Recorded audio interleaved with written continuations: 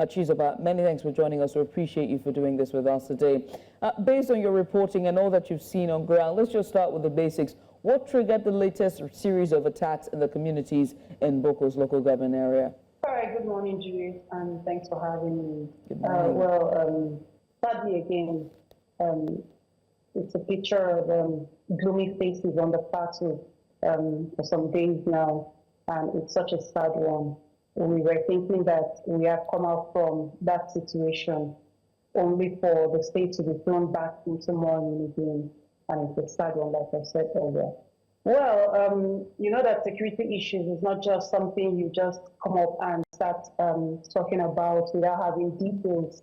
And so because of how volatile the area has been since this incident occurred Wednesday night, we've not been able to go there. I mean, journalists, you know, because based on advice from security agencies, it is not yet safe for us to go. Of course, we do not have some security kits and all those that would protect you from anything that may happen, you know, so we've been advised to stay away for now until when the grounds are well cleared, then we can move in to see for ourselves what has happened and how the place is looking at the moment. So for the commander of Operation Rainbow here in Plateau State, it's a security outfit by the state government. His name is Brigadier General Gagdishipi, retired. So with him during an interview session, he said there has been no particular thing that can be fingered as to the cause of this incident. Usually in the past, you would hear that there was land grabbing issues, or some cattle were rustled, or somebody was killed, you know, or family stuff was destroyed, you know. So things like that usually were behind the causes of such incidents in the past. But sadly, he has said that nothing has been pointed as the cause of this incident. So that gives more worry to people out there that, I mean, how would you say nothing caused this, and yet we have scores of people dead? A good number of people have died out of this, and sadly, we cannot say that this is the cause of it. So people may just be like, okay, maybe it's this, maybe it's that, ethno-religious or communal clashes, but one cannot come out specifically to say that this is the cause of this, because the security agencies that are behind this, as in taking care of the situation at the moment, has not come out to say this is the cause of it. So it's just about rumors and what one may make out of it. Chizoba, that is very worrying, like you've noted. Let's talk about the intelligence gathering apparatus that might be available in these communities. It would seem that there seems to be no relationship between the authorities, whether it's the army or the police, and the people. It would seem like as if these apparatus do not exist, and this is why there is no, well, evidently there is no idea. We have no idea what's been happening. So what is it like? What is policing? Let's start with policing like in these regions, in these areas in Jos. Okay, thanks, Mazino. Usually they would say that security is everyone's business. It's not just for the police or the army or the vigilantes or any other security outfit there, you know. So it's for everyone to be vigilant enough, to be conscious of people around you and all those. So, but what I can tell you for sure is that in recent times, there has been a very positive and good synergy between security outfits on the plateau. And I think that has also aided in the relative peace we had enjoyed before this strike came. You know, so community policing to a large extent has helped, because I know that there are some groups and there are some people that from time to time they get to send messages, you know, on different social media platforms to say that, okay, they got certain reports that there's going to be a hit in this village or the other village, you know, or that they heard that something like this is going to happen and all those. So if those things kept coming and security agencies have been on top of the situation, I mean, I think that's one of the reasons why there has been that level of relative peace in the state, especially in these wealthy areas of Bokkos, Mangu, Bassa, Riom, Darfiladi, So, but largely, I think that intelligence, like you said, is a big factor here. So it's either there was no trace to this, no one knew it was coming, just like these security agencies have been saying.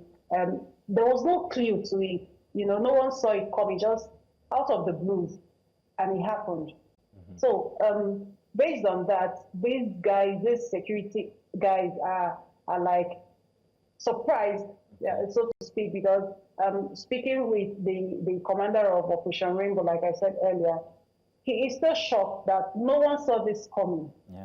Because if there were alerts or intelligence earlier, I'm sure something would have been done about it. So, Chizoba, there's been a ban on the press. Even the press can't even get into these communities. However, what about the people that are trapped in these communities, the Bokkos, Riom, and the rest of them? Are they able to come out? And have you been able to get information from those who might have been able to come out of these communities? Okay, so this is just in Bokkos local government area, not in Riom. Just about 5 communities in Bokkos. And so I don't think there's any trapped person there. I keep quoting the commander of Operation Rainbow because he's the one I had the one-on-one interview with. So I keep quoting him so I don't say what is not obtainable. So according to him, those that think to may have been trapped have been evacuated. No other person is still left there, because of how situations are looking there. So everybody has been moved away to internally displaced persons camps where government and, of course, other good-spirited people or agencies are taking care of them at the moment. So as for trapped people, there's no trapped person there.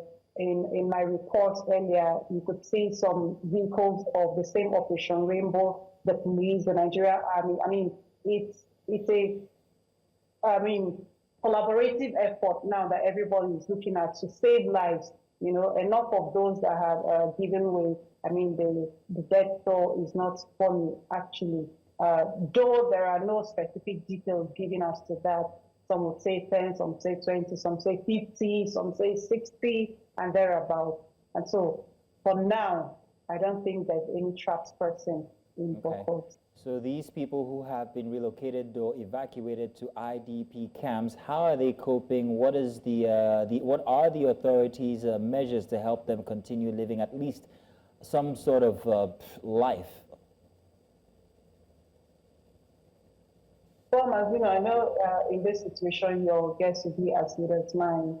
When most times the people or victims are taken to these camps, they merely rely on what government or agencies as such would bring to them, food, other materials they would need, utensils at home and all those. So, but the fact is that moving away from your own home, even if it's just water you get to drink morning, afternoon, night, I mean, you have some sort of feeling that, you're okay, you're fine, and you keep looking to God, you keep looking for what tomorrow holds for you. But once you're moved away from that, your comfort zone, no matter how discomforting it may be, to another place, now termed displaced people's camp. I mean, you can mentally reason how their situation would be. But based on what Brigadier General Gatshipi, retired, said, everything is being done to make sure that they are calm, they have food to eat, they have necessary things they need to be stabilized at the moment. And then coming days, we'll see what more can be done to ease their pain. Chizoba, while talking to the security advisors and through your interviews, is this an isolated case or is this going to be a pattern? What was the intelligence?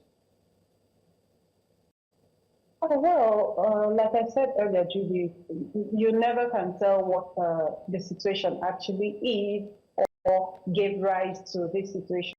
So would I say like it's a pattern? In months past, it used to be like this actually, midnight heat and all those.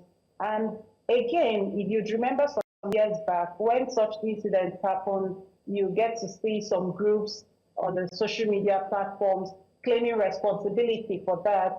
And then, like you would say, they'll be like, okay, yes, we did this, nothing can be done about it. You can't get us and all those. And funny enough, they get free. Nothing happens.